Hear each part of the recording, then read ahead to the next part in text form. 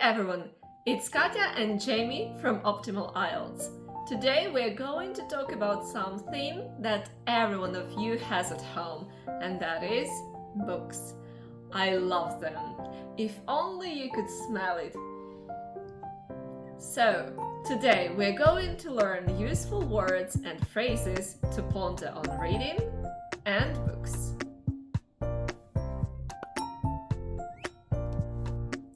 Firstly, we're going to cover the topics that are connected to whether you like reading or not and the types of books. Then we will talk about one book that you like. That is basically speaking part 2 in IELTS. And later on, we will cover more complicated topics. So, let's turn the first page.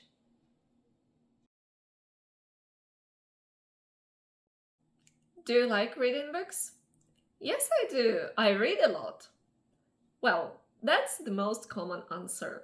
But if we want to get a better score in IELTS, we need to use better phrases. So, how about this one? A voracious reader, an avid reader, a bookworm. They all mean that you read a lot, you read eagerly. So you can say about yourself, I'm a bookworm, or I'm an avid reader. Apart from that, there are phrases like to have your nose deep in books. This is an idiom and it means you're reading a lot. I devour one book after another. So you can devour food, basically you can eat quickly, or you can as well devour one book after another. So, let's target the question one more time. Do you like reading? Oh yes, my friends call me a bookworm because I always have my nose deep in a book. However, I'm not as voracious as Jamie by any stretch of the imagination. In truth, he's utterly crazy. Well, yes, it has certainly been said that I devour books at quite a speed. I even categorise and rate the books that I read. For example, this year I have read 37 books and all of them are ranked in a 5-star system. Yes, it's a little nerdy, but how many books have you read this year? Jamie, what cake are you eating? As you've mentioned cakes, did you know that one of the most popular books ever written, The Lord of the Rings, has mentions of lots of cakes? So, if you like really long stories and cakes, you should check out Lord of the Rings. If reading is not your cup of tea, although I am fond of a vanilla chai, then you can modify some of the phrases that Katya has already introduced. For example, I have never been much of a bookworm. I am far from being a bibliophile. Or you can say, I tend to find books heavy going. I don't find books particularly engaging. I struggle to immerse myself in books. I can flick through the odd book, but rarely read from cover to cover. I amass books by the wheelbarrow, but hardly ever get around to reading any of them. I am unwittingly engaging in the art of sukondu, which means book piling.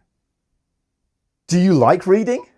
I certainly do enjoy reading, but sadly I never get around to reducing the pile of unread books in my house. These are just some of them. I am the exponent of sundoku, which means piling unread books, as I think I have around 50 unopened books. These are just some of them. Oh, but hang on until around the middle of this video and I will give you 5 book recommendations from this year's list. What kind of books do you like most? So, Here you need to mention the types of books. You can talk about contemporary literature, so basically this is modern literature.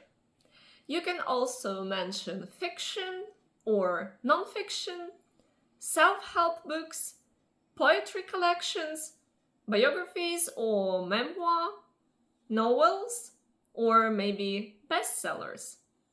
When you answer the question, try to paraphrase it as much as you can.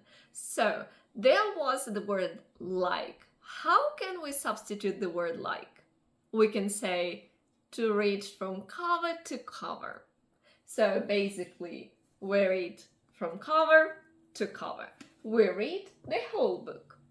We can say, the book is so interesting that I cannot put it down.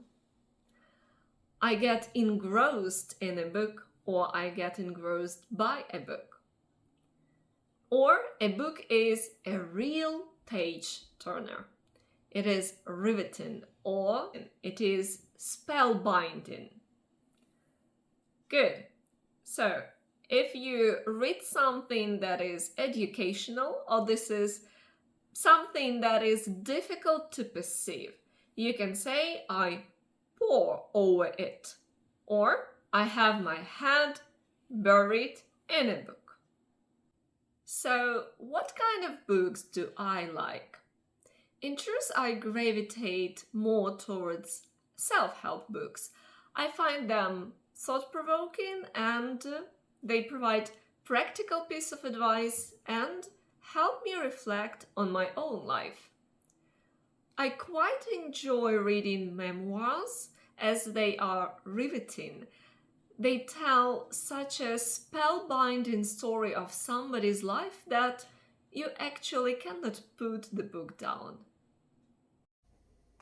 Okay, so let's practice what we have learned so far. Number 3, reading a book or watching a film. That's a tough choice because if the book is a real page turner, then I would probably end up reading it from cover to cover and putting off any chores or errands. However, if I do feel lethargic, I prefer to opt for more passive consumption. I will binge watch a box set, probably a comedy or something that is visually stunning and doesn't require a lot of concentration. Okay, let's move on to the next question. Number 4, what kind of books did you read as a child? Well, let's hang on a sec. How many times have we used the word book so far in this video? Maybe too many. So let's think of some useful synonyms that can replace the word book. For example, paperback, hardback, ebook, novels, and even we could use some reading apps such as Kindle or Kobo.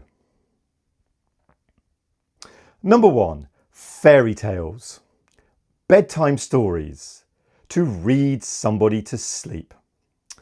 When I was a small child, my mum would tuck me into bed and then she would read to me. Usually she would choose books that had a deeper message or ones that instilled essential values. And this helped spark a lifetime desire to read books. Children's novels. Engrossing. Let your mind wander. Probably the most famous book series of the 21st century for children are the Harry Potter books.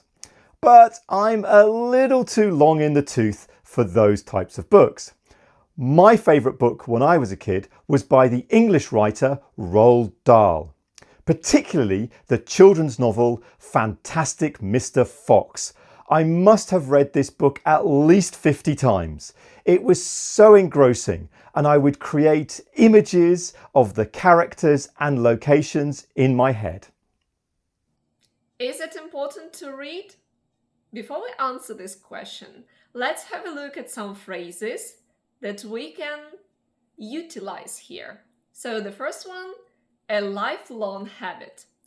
So basically it's a habit that you have during all your life. to stimulate imagination. I think this one is clear. When you read, you develop your imagination. To foster critical thinking. Good. So, is it important to read? In my book, reading must be a lifelong habit. It must remain a fundamental part of education and personal growth. It stimulates your imagination, it fosters your critical thinking. So, I see only benefits in reading. If you recall, at the beginning of this video, I mentioned I was going to give a shout out to the top 5 books that I have read so far this year. And here's the list in reverse order. Number 5, Atomic Habits by James Clear. Number 4, The Code of the Woosters by P.G. Wodehouse. Number 3, Entitled by Andrew Lowney. Number 2, Legally Read by Maurice Watkins. And my top book so far is 1923 and the Mystery of Lot 212. So if you get an opportunity, please check out these books in paperback, hardback, ebook, or even audiobook. Part 2. Describe a book. A must-read for anyone who enjoys a well-written story thread is The Shadow of the Wind by the late Catalan writer Carlos Ruiz Zafón. The book follows a young boy called Daniel Sapere, who is taken to Barcelona's secret cemetery of forgotten books in 1945 by his widowed father and finds a novel by the mysterious Julián Caraz. The unravelling of the plot leads Daniel to embark on a quest to find other copies and learn the truth about the enigmatic author, uncovering a dark story of lost love, murder, and the madness that entwines with his own life. The denouement of this story had a compelling effect on me, to such an extent that I was determined that the next time I travelled to Barcelona, I would find the very street that Sapere and Sons bookshop was located on. When I walked along the narrow, cobbled and tightly woven street, I had ticked something off my bucket list. Is it better to read for pleasure or for knowledge, education? In my book, it's truly difficult to conclude as to which is more beneficial.